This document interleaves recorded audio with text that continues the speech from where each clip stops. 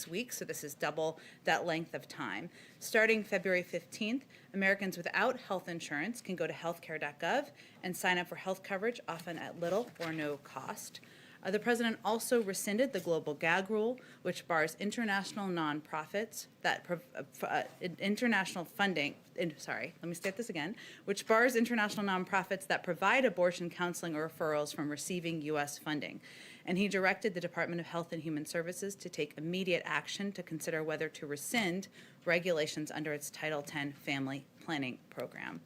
These also, of course, build on the actions the president has taken to put equity at the heart of his administration's response to COVID-19.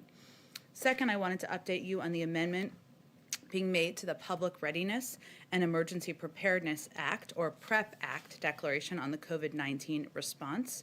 HHS will amend the current PrEP Act declaration to permit recently retired doctors and nurses to administer COVID-19 vaccines, and to permit anyone currently licensed to vaccinate within their home state and to administer shots across state lines. So we've talked a lot in here about the need for not just vaccines, but vaccinators, and this is an effort to put more vaccinators in the field.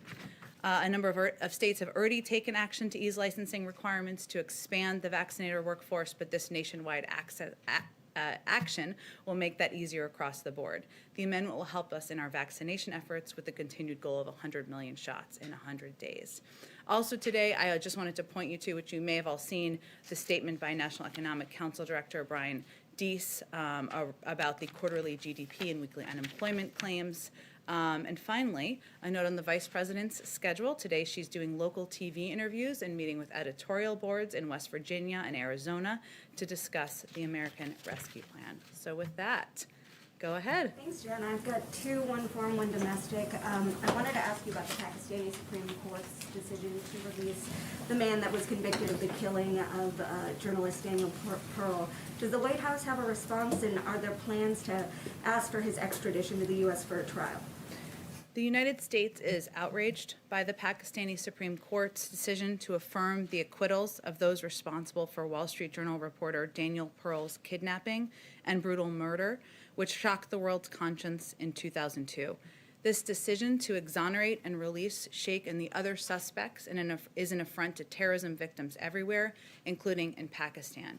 We recognize past Pakistani actions to try to hold Mr. Pearl's murderers accountable, and we do note that as of right now, Omar Sheikh remains in detention in Pakistan under national security authorities. But we call on the Pakistani government to expeditiously review its legal options, including allowing the United States to prosecute Sheikh for the brutal murder of an American citizen and journalist. And we're committed to securing justice for Daniel Pearl's family and holding terrorists anywhere accountable for their heinous crimes. And the State Department, I know, also just put out a statement. Ask about this flurry of executive orders we've seen. President Biden ran on a pledge to restore unity. He promised on Inauguration Day he'd be a president for all Americans, but since he's gotten into office, he's been largely acting unilaterally. I mean, we saw a record-breaking number of executive orders. He has not yet met with lawmakers on Capitol Hill, and we're not even quite sure who he's talking to on Capitol Hill. So what do you say to Americans who are watching all of these executive orders? And does the White House think that this is the best way to make policy, considering an opposing president could come back in 4 years from now and erase all the work he's done with the stroke of a pen? Well, there's a lot to unpack there, so let me try my best. First, the president put forward a large and bold COVID relief package, $1.9 trillion, that is meant to address the challenges the American people are facing and the dual crises that that the country is facing, from the pandemic to an economic recession as a result. That package has the support of the majority of Americans, according to every poll that we have seen publicly released. So I would say first that part of unifying the country is addressing the problems that the American people are facing and working to reach out to Democrats and Republicans to do exactly that. And that's exactly what he's doing. He's had calls with Democratic and Republican members of Congress, many of them. He's doing more calls today, but he's doing calls regularly throughout the week and has done them back to when he was inaugurated and even before then. But he's also calling Democratic and Republican mayors and governors to talk to them about what their needs are on the ground.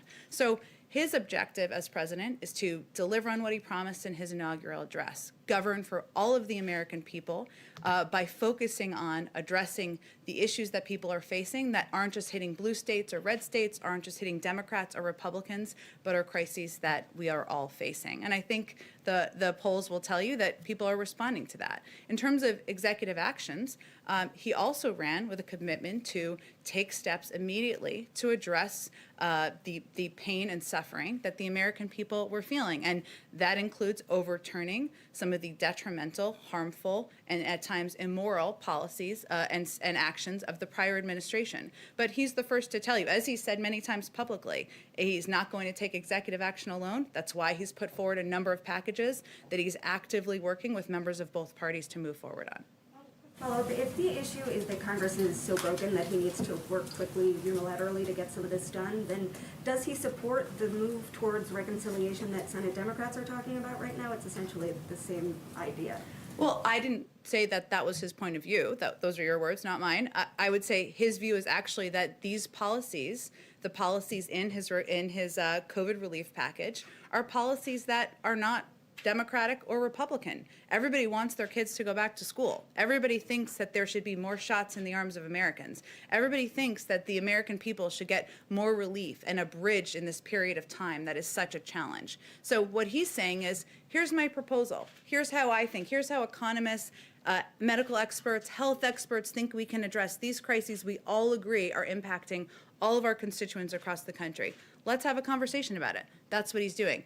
At the same time, he's not going to delay action that would help bring relief to the public and help bring access to affordable health care to the American people, help ensure women have access to reproductive health as well. So, there are a lot of steps he's taken over the past couple of weeks. He's not going to delay actions that require immediate action, that he can bring that relief immediately, but he's also going to work with Congress. He's proposed multiple bills to do that. Go ahead, Mary.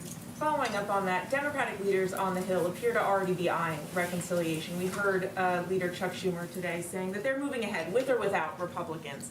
Does this undermine your calls for bipartisanship, and are you urging them to give this more time? Well, we're all very close to this here, reconciliation and all the terminology in Washington. Everybody who's watching may not be. Reconciliation is a parliamentary process. It's a way to get legislation through. It's a way to get relief to the American people. The president wants this to be a bipartisan package, regardless of the mechanisms. Republicans can still vote for a package, even if it goes through with reconciliation. There's no blood oath anybody signs. They're able to support it regardless. And he wants this to be a bipartisan package. He's listening to Democrats and Republicans. We all are, to ensure that that's what it looks like at the end of the day. But it doesn't seem that you can get both the speed you want and the bipartisanship at the same time. So which is the priority? I don't think that's true. We'd refute that notion. These challenges that the American public are facing are urgent. People don't know how to plan to have food on their table now. They're worried about whether their kids can go back to school in a couple months now. They're worried about getting the vaccine now. And those are issues that Republican elected officials are hearing, Democratic elected officials are hearing from their constituents, and we're confident that people are going to listen to them and come together to support a bipartisan bill. And just one other question on COVID. The South Africa variant is now been discovered to be here in the U.S. You, of course, have taken steps to ban non-U.S. citizens from South Africa from traveling here. That ban goes into effect on Saturday. Can you explain why Saturday? Why not sooner?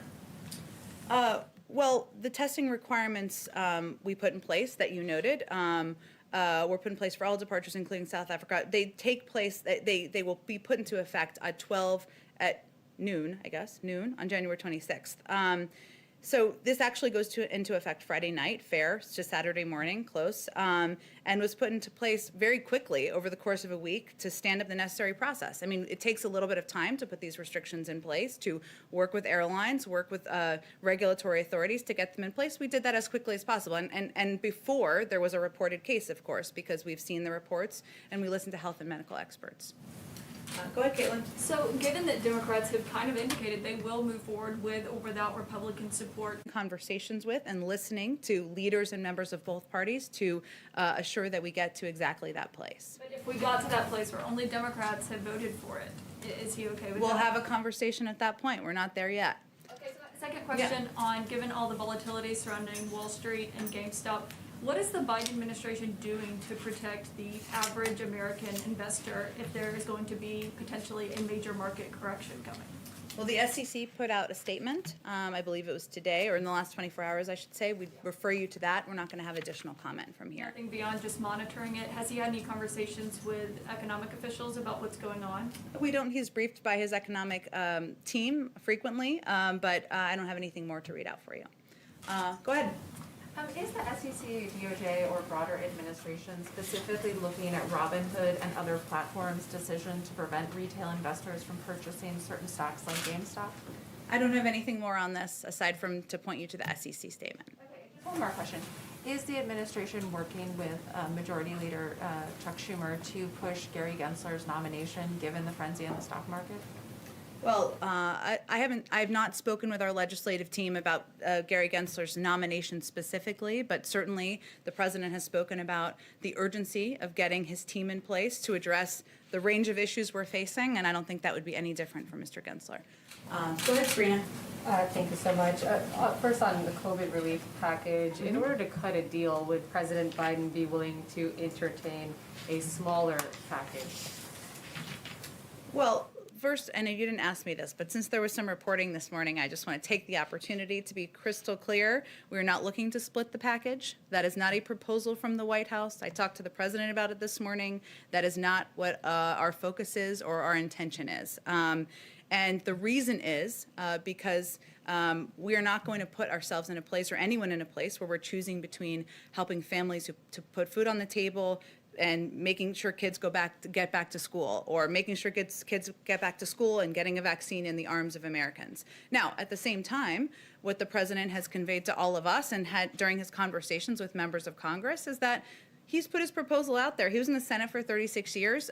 He, of all people, appreciates the back and forth, the engagement, the opportunity to hear from members of all sides on what they like, what they don't like, things they think should be smaller. Some have proposed things should be bigger. There's, of course, lots of ideas. No member of Congress is a wallflower that are out there in public, and certainly that reflects the private conversations as well. And, you know, there are areas. For example, there has been some discussion of, can this be more targeted? You know, the president believes that, and that based on his recommendations of of economists and his health and economic experts, this is a plan. This is a overall package and proposal that is absolutely targeted toward the people who need it most. But he's happy to have a conversation about that, and happy to have a conversation about any component that people are coming at him with good ideas. But our focus is on making it better, improving the package as people have good ideas. We're open for business and open to hear from members of Congress on that. But we're not going to do this in a piecemeal way or break apart a big package that's meant to address the crisis we're facing. On COVID, can you confirm that the Biden administration is actively looking into expanding mandatory testing for domestic travelers here in the United States, and what other new domestic requirements can you detail that might be forthcoming? Well, we had put out just a couple of days ago, as we talked about earlier, some specific requirements on international travel. As you know, I don't have anything to preview for you or predict on domestic travel restrictions. Our team is always evaluating and how to keep the American people safe. Go ahead. Thanks, Jen. Can you give the American people any hope that the vaccine supply is going to go much over 10 million doses a week for the next couple of months? Well, as you know, but in case people watching don't know, the president made an announcement just 2 days ago about increasing the supply of vaccines to ensure that we are getting as much of the supply into the hands of governors and elected officials as we can to get the vaccine into the arms of Americans. We're going to continue to push. As he said, he's going to continue to push. We will all continue to push. But the issue is not just vaccine supply. A big issue is vaccinators and the capacity to have people who can put the vaccine into the arms of Americans in communities and in neighborhoods to be able to do that. And it's also vaccine locations. So we already made an announcement less than 48 hours ago about increasing the vaccine supply going to states. He will continue to push. Our goal is, of course, to continue to increase in all of these areas. But the main issue is supply, isn't it? It's one of the issues. We will be in a place by this summer where we will have enough supply for the public, but that doesn't ensure that everybody will have had a vaccine, because we need to ensure we have the materials to distribute the vaccine, the vaccinators and qualified individuals to literally put the shots in the arms of Americans, places to do it. This is why this is such a Herculean task, because it requires so many components. Sanofi just announced that it has struck a deal with Pfizer to produce 125 million doses of the Pfizer vaccine, but that's all going to the EU and it's not going to start until this summer. Has the White House been talking to domestic pharmaceutical companies about doing something similar more quickly? Well, the president did invoke the Defense Production Act, as you all know, last week. But we're not, to quote Dr. Fauci, because it's always a good place to be, we're not producing shoes here. We're producing vaccines. And we want to work very closely with the manufacturers and the companies that are the experts on producing these to ensure they can do exactly that. It's not easy to start from scratch in a new facility. We're very mindful of that. And so right now, we're certainly reviewing all options, but our focus is on continuing to work directly with the manufacturers and their facilities to get the vaccines out the door. Go ahead. Thanks, Jen. And Nandita from Reuters News. One question on the healthcare EO today. How many people does the White House expect will sign up during the supplemental time period? How many people are you expecting will sign up for these insurance programs through the Federal Exchange? Well, we don't have a number to predict for you, but the reason that the president signed the executive order today was because it felt essential at a time of a pandemic when millions of people are concerned about their health care, far too many still don't have access, to open up an expanded window for Americans to be able to apply. And we will have a robust public campaign, public paid media campaign to reach the American people, and we'll be putting a lot of levers and resources toward that. But I don't have a prediction for you in terms of the numbers. Absolutely no estimates going in? We're not going to do predictions from here. Just as many American people who don't have access and currently are not on the exchange that we can reach will be our goal to reach. And I had a follow-up on the markets and everything that's happening with GameStop. You did mention, I believe, yesterday that the Treasury Secretary is monitoring the situation and she's kind of on top of it. There have been some kind of concerns about her previous engagements with Citadel and speaking fees that she has received from Citadel. Are there any plans to have her recuse herself from advising the president on GameStop and the whole Robinhood situation? Well, just to be clear, what I said was that the Treasury Secretary is now confirmed. Obviously, we have a broad economic team. The SEC put out a statement yesterday that I referred to, but I don't think I have anything more for you on it, other than to say, separate from the GameStop issue, the Secretary of Treasury is one of the world-renowned experts on markets, on the economy. Shouldn't be a surprise to anyone she was paid to give her perspective and advice before she came into office. Go ahead, before she came in to be the Treasury Secretary, I should say. Go ahead. Jen, I have a couple of foreign policy issues. Sure. The first one is on Taiwan. Chinese Defense Ministry spokesman said yesterday that the Chinese military activities in the Taiwan Strait is a necessary response to foreign intervention, and that any efforts towards independence means war. Does the administration believe that Beijing is testing the U.S. on the issue of Taiwan, and how would you respond?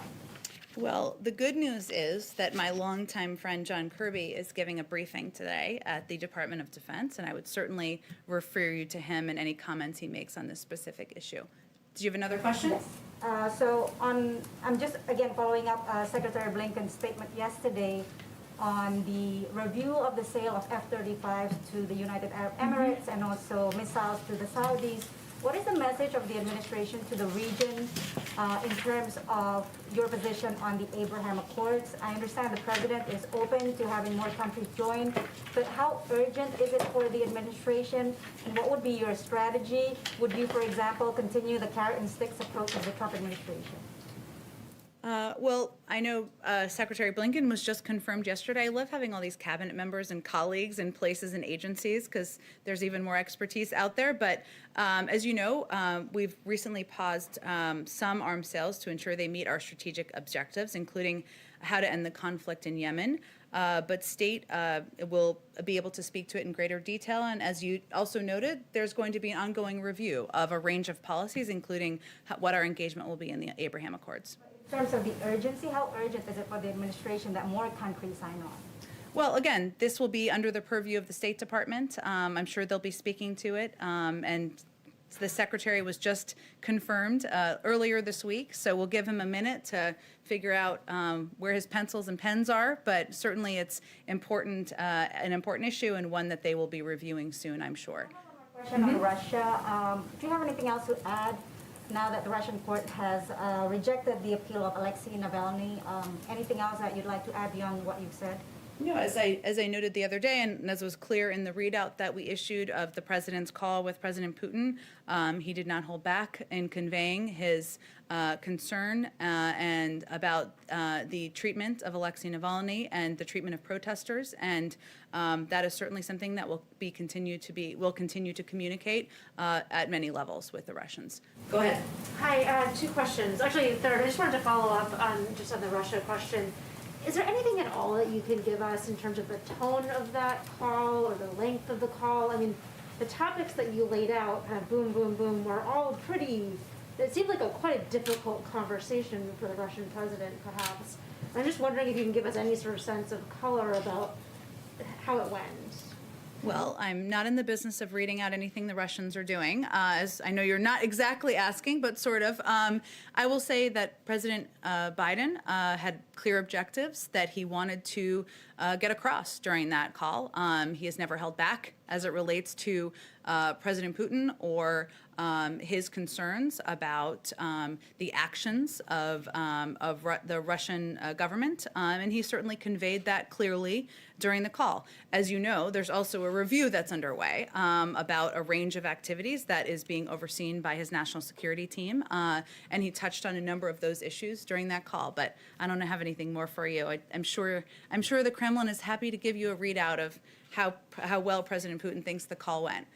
Go ahead. Fair enough. Another question is just on immigration. A federal judge in Texas has blocked your 100-day deportation pause. I just wanted to see how that's impacting the Biden agenda and if that is any way a reason for perhaps a delay in an immigration EO that we've been expecting. No, I will say, I know we had a statement on the specific case you referenced, which I'm happy to circle back with you on it if you haven't received it.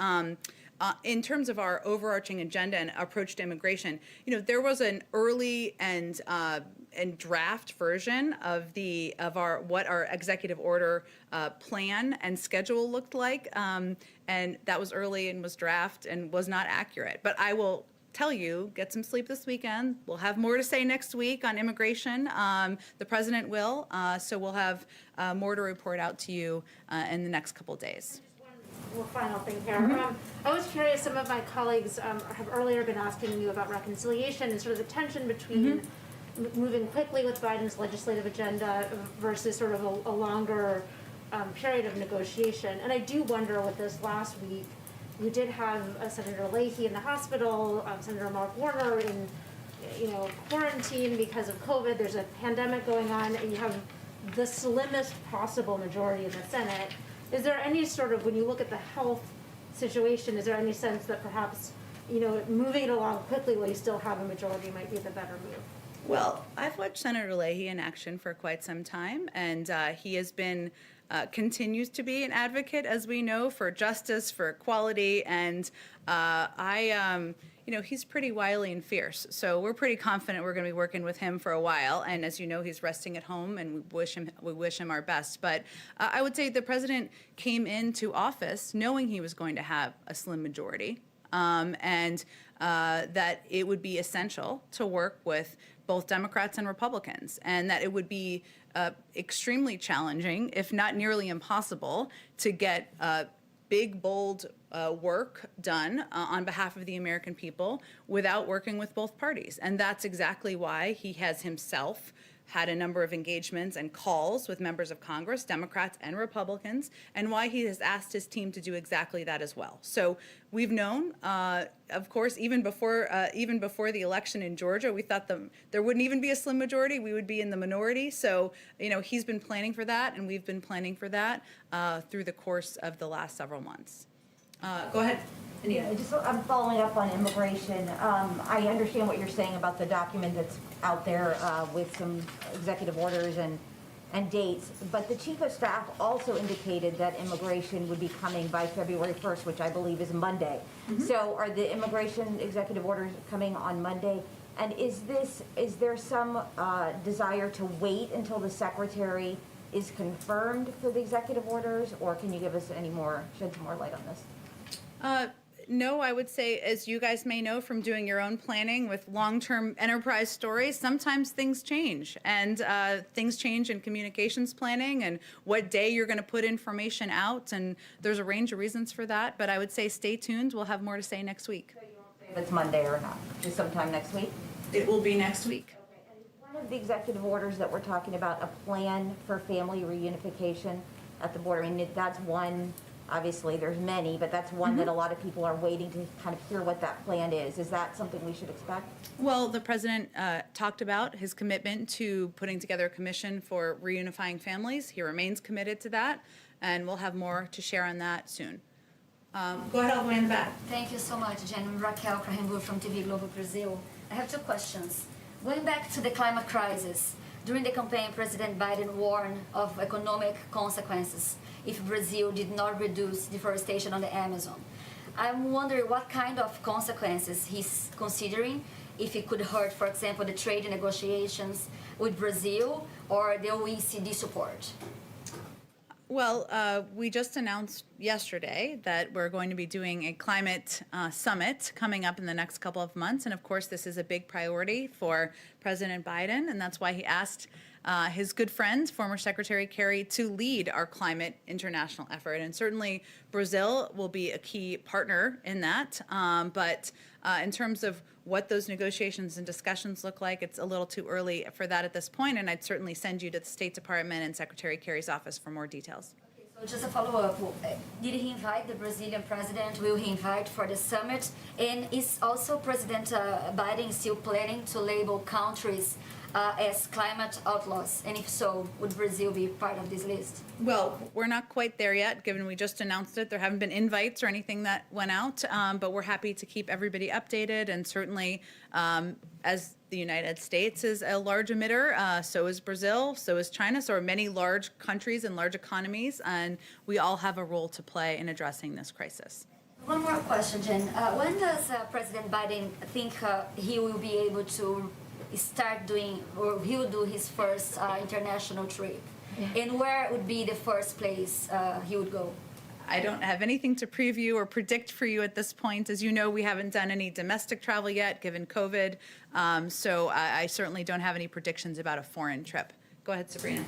So I have a question. At her confirmation hearing yesterday, UN Ambassador Designate Linda Thomas-Greenfield said she believed that BDS, the Boycott, Divestment, Sanctions movement to pressure Israel, is unacceptable and borders on or verges on anti-Semitism. Is that a characterization that the White House shares when it comes to the BDS movement? I don't have anything more for you on kind of our position. It's, I think, been that the president has spoken to this as a candidate and prior as vice president, but I don't have anything new, and I'm happy to get back to you if there's anything I can get to you from the National Security Team. Go ahead. Thank you, Rob Curley with the Washington Examiner. Just to actually follow up on that, Linda Thomas-Greenfield also said she would be standing against the unfair targeting of Israel, the relentless resolutions that are proposed against Israel unfairly. Is that the position of the White House? I mean, Israel, after all, is in violation of international law, illegally occupies the West Bank and Gaza. Do you believe it's unfairly targeted? You know, I didn't see her full hearing yesterday. Actually, I didn't see any of her hearing. I'm happy to review it and take a look and see if there's more we can speak to from our end. Can I also just bring back to the executive orders, the questions we were discussing at the start? So I'm still trying to sort of reconcile this deluge. What are we at? I think we're at 26 executive orders now, and reconcile that with the campaign rhetoric, because in October, Joe Biden said there were limitations on the use of executive actions, things you can't do by executive order unless you're a dictator. we're a democracy, we need consensus. I think you said earlier that some of these executive orders were being used to roll back some of the immoral things that the previous administration had done. If you're calling these things immoral, is that seeking consensus and unity? And then also, I mean, does it suggest that President Biden sees himself as perhaps a benevolent dictator? Well, Rob, I'm sure this wasn't your intention, but I think you took the president's comments a bit out of context. He was asked about tax reform and whether that could be done via executive order during the interview with George Stephanopoulos, which you're referring to. But I think the Well, I think the question is pretty important context for everybody, and he said no. And the president also said during an interview with columnists back in December that he didn't think executive action should be used for everything, and that certainly is his point of view. But there are steps, including overturning some of the harmful, detrimental, and yes, immoral actions of the prior administration that he felt he could not wait to overturn, and that's exactly what he did. Now, any historian will tell you that he walked into the presidency at one of the most difficult moments in history that required additional executive action in order to get immediate relief to the American people. But he believes, as is law, as everybody knows how a bill becomes a law, is that in order to make action and policy permanent, you need to work with Congress. That's why he has also proposed a COVID relief package, a big, bold package. Some say very big. I agree with that. And also an immigration bill. He has not held back or delayed putting forward legislation either. So he's going to use the levers that every president in history has used, executive actions. But he also feels it's important to work with Congress and not just one party, but both parties to get things done. Go ahead in the back. Thank you, Jen. A couple of questions. One technical question on the EO signed today. Does the EO on ACA open the marketplace to non-citizens, to legal residents or undocumented immigrants that may be able to benefit from the extra care? It doesn't change the requirements for a qualifying for the Affordable Care Act. It opens it up for 3 months for people who would be already eligible for the Affordable Care Act. So, but obviously there are, the Health and Human Services team will continue to look for ways to expand access. I will say, you didn't ask this, but this is a common question, so I'm just going to proactively answer it, that we do feel as an administration that ensuring that all people in the United States, undocumented immigrants as well, of course, should receive access to a vaccine because that, one, is morally right, but also ensures that people in the country are also safe. That was my second question. How are you guiding the states? Actually, yes. Okay. How are you guiding the states? It's a common one. Yeah, how are you guiding the states, if in any way, to get those undocumented communities to come forward to get vaccinated? Many of them in the states don't have any way to prove that they're residents of those states in order to go to their local clinics and prove residency to get the vaccine. So how are you working with the states to get one? It's challenging. We've talked about this a bit in here. I mean, there's obviously vaccine hesitancy, which certainly exists in communities of undocumented immigrants and the concern of what it will mean for their status. But we are focused on ensuring we get the vaccine out broadly and to communities across the country, because that will make the American people safer. It's something we have to be both creative about, aggressive about, ambitious about. It's one of the reasons we need additional funding through the American Rescue Plan, but also one of the reasons why we plan to have an aggressive public education campaign to help embolden and empower local doctors and authorities. If I may ask one more on Cuba, do you guys plan on walking back all of those restrictions that were put into place under the Trump administration after the Obama administration had opened things up with Cuba? Well, our Cuba policy is governed by two principles. First, support for democracy and human rights. That will be at the core of our efforts. Second is Americans, especially Cuban Americans, are the best ambassadors for freedom in Cuba. So we'll review the Trump administration policies, as we are in a number of other areas of national security, with an eye to ensuring that our approach is aligned with that. But we will take our own path. I don't have anything to predict for you at this point in time. Go ahead, Alex. I wanted to clarify something. We talked a little bit about the administration's stance on school reopenings yesterday. Sure. I wasn't really clear on that, so I got a little better information. Ron Klain indicated that he believes, or the administration believes, that schools need more funding for them to be safe enough to reopen for students to go back. But there's been a number of studies, including the recent one out of the CDC, that have shown evidence that schools are perfectly safe for students to go back, and there were recommendations that they should go back. So this seems like a bit of a dispute between teachers' unions and sort of data and the science. So where does the administration stand in that dispute? Well, first, let me be absolutely clear. President Biden wants schools to open, and he wants them to stay open because it's obviously very disruptive for families. I'm a mother, for anyone who has kids, for kids to come in and out of school. But that means making sure, as you said, that every school is able to have the equipment and resources to open safely.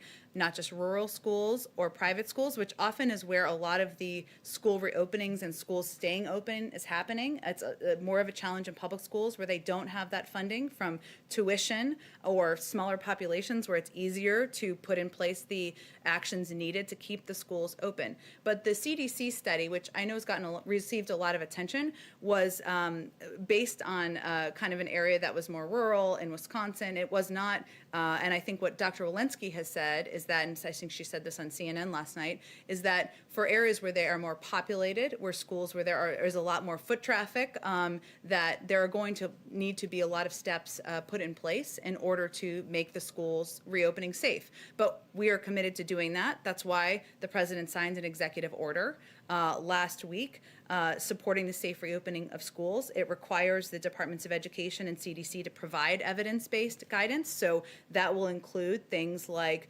testing, smaller class sizes, more ventilation, better cleaning, PPE, strong state and local public health guidance. But we want to provide that clarity from the federal government because there's a lot of confusion, and public schools especially don't know what steps they need to take, how to ensure they're safe. Those are all good decisions that are going to be made locally, but we want to give them the guidance.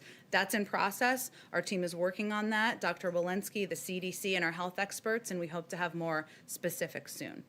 Maybe two more questions. Go ahead. So American savings rate has been up throughout the pandemic, and so I'm wondering why give all Americans a $1,400 check, and why not means test for the relief that your administration is talking about? Well, first, the proposed checks, I mean, have the same criteria as the package that received broad bipartisan support in December, right? So approximately the $1,400 checks would go to families making approximately $150,000 a year. There's a scaling up, as I think you're referencing, up to about $300,000. I think you all are aware of this, but just for everybody else. And, there has been some questions about that.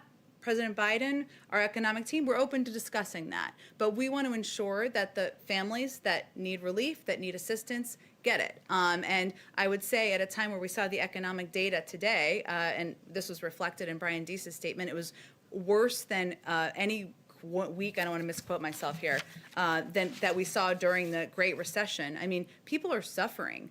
Millions of people are out of work. People don't know how to put food on the table. These challenges are real. The data shows it, but we also see long lines for food pantries. We see, people who are out of work and don't know what they're going to do to make ends meet. And so that's tangible, that's real, and we want the package is going to need to be big and bold to address that. And then since we've been talking about women's health and access to abortion today, does the administration plan to suspend the requirement that the medication abortion pill be picked up in person? I know that that's something that advocates have been pushing for after the reversal under the Trump administration. Yeah, I've certainly seen some reporting and questions about that. I'll have to talk to our health team about that specifically.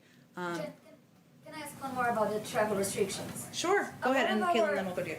A lot of our viewers are asking if there will be any kind of consideration for waivers for students or unmarried couple like fiancés, since that is now the requirement for testing and quarantine.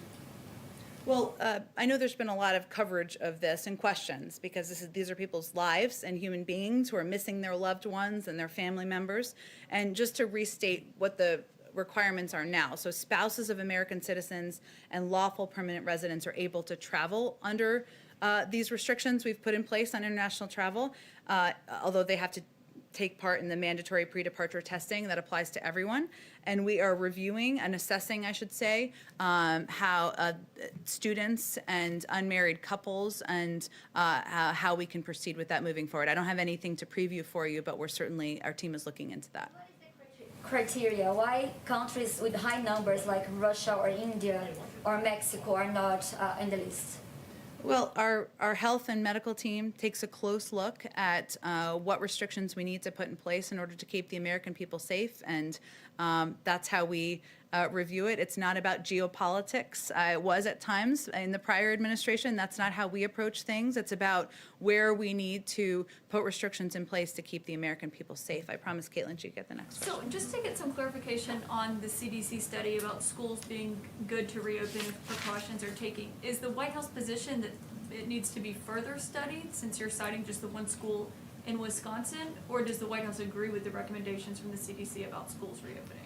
Well, the CDC hasn't issued the formal recommendations or requirements on how all schools across the country can open. They did a report, as they do reports frequently, based on an area in Wisconsin. Important, interesting data, no doubt, but that is not reflective of every school district and community in the country. And so they will be coming out with more specific requirements, or more specific, I should say, guidelines for the public, because there are schools that are in much more highly populated areas. There are schools that have far more kids in classrooms, far more kids walking into the school, and they want to ensure that there's clarity on testing needs, class size needs, public health guidance that people can abide by. But their recommendation is that K through 12 schools should be the last settings to close after all of these mitigation measures have been employed and the first to reopen. So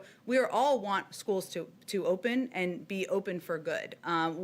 What I'm reflecting on, or what I'm trying to clarify, I guess, is that schools in cities are dealing with different challenges than schools in rural communities, and schools in Wisconsin may be dealing in different challenges than schools in downtown Atlanta, right? So there needs to be the CDC will issue more specific guidelines soon. They're focused on it now. Okay, and last question on this. So President Biden has said he wants all schools to reopen in his first 100 days. Is that still the goal if Congress does not pass this proposal, which has the money for schools, which Ron Klain and others have said is what they believe schools need to reopen?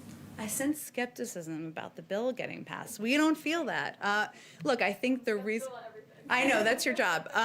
Look, I think, Caitlin, one of the reasons why we're so focused on the American Rescue Plan and getting it urgently passed through Congress is because we need this funding in order for schools to reopen and for them to have the support to ensure that they have proper ventilation, better cleaning, testing, PPE. That's a key component of the package. And that's one of the reasons we're not going to negotiate out that versus vaccine funding or unemployment insurance, because that's a key component, and we need that to ensure that schools will have the resources across the country to be able to reopen, and that's exactly what the president wants to happen. Thank you, Jen. Thank you. Oh, okay, we're good. She was very patient. Go ahead. I just wonder if there is a general sense of frustration just about the pace of things, given the vaccine distribution, some of what you inherited from the Trump administration, trying to roll out executive orders, working with Congress and sort of having some lawmakers raise concerns. Is it harder to change things than you all thought it would be? I'm only laughing because we're on our 8th day here. So, and in that period of time, the president has signed multiple executive orders. He has proposed several comprehensive bills. He's had many conversations with members of Congress about the urgency of getting things done. And I will say, in those conversations, there is an understanding and agreement about the urgency of addressing these issues. So, no, we're actually pretty hopeful and optimistic about the opportunity and the ability to work with Democrats and Republicans to get packages through to help bring relief to the American public. But we also recognize that members of Congress they're not wallflowers. They have different points of view. They have lots of ideas. They're going to bring those forward. We're hearing them, and we're just eager to move things forward as quickly as we can. But we're on day 8, so we are confident we're still on a pretty rapid pace here. Thanks, everyone.